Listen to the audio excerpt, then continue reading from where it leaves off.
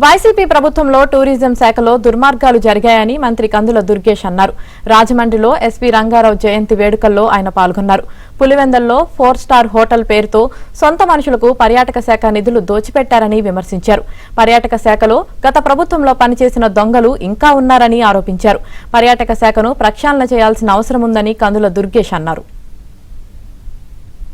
కేవలం ఆంధ్ర ప్రేక్షకుల్ని మాత్రమే కాకుండా తమిళ ప్రేక్షకుల్ని ఆ మాటకొస్తే ప్రపంచంలో ఉన్నటువంటి తెలుగు వారందరూ గర్వంగా తలెత్తుకునే విధంగా తన నటనా ప్రతిభను చూపించినటువంటి మహానటుడు ఎస్వి రంగారావు గారు పంతం చారిటబుల్ ట్రస్ట్ ఆధ్వర్యంలో పంతం కొండలరావు గారు జయంతి కార్యక్రమాన్ని నిర్వహిస్తున్నారు. క్రమం తప్పకుండా 10 సంవత్సరాలుగా జరుగుతున్నటువంటి కార్యక్రమం. కొన్ని దశాబ్దాల పాటు మహానటుడిగా కీర్తించబడినటువంటి సందర్భంలో వారి జయంతిని వర్ధంతిని కూడా ప్రతి సంవత్సరం క్రమం తప్పకుండా నిర్వహిస్తున్నటువంటి కొండలరావు గారిని ప్రత్యేకంగా అభినందిస్తూ అక్కడ పులివెందుల్లో 4 స్టార్ హోటల్ కడతాం, అది టూరిజం తరఫున చేయాలనేటువంటి ఆలోచన చేసి 12 కోట్ల పైచిలకు దాన్ని కొని దాన్ని అభివృద్ధి చేయడానికి 27 కోట్ల రూపాయలు వెచ్చించి దానికి ఆ రోజున ఉన్నటువంటి పర్యాటక అభివృద్ధి సంస్థ ఏదైతే ఉందో దాని చైర్మన్ గారు కానీ అక్కడ ఉన్నటువంటి వారు గారు ఇచ్చినటువంటి శాంక్షన్లు ఏవైతే ఉన్నాయో ఇవి దారుణమైన అంశాలు. పూర్తి స్థాయిలో లాభం చేకూర్చడానికి ఆనాటి ప్రభుత్వం చేసిన పని ఏంటంటే అక్కడ ఖాళీగా ఉన్నటువంటి ఒక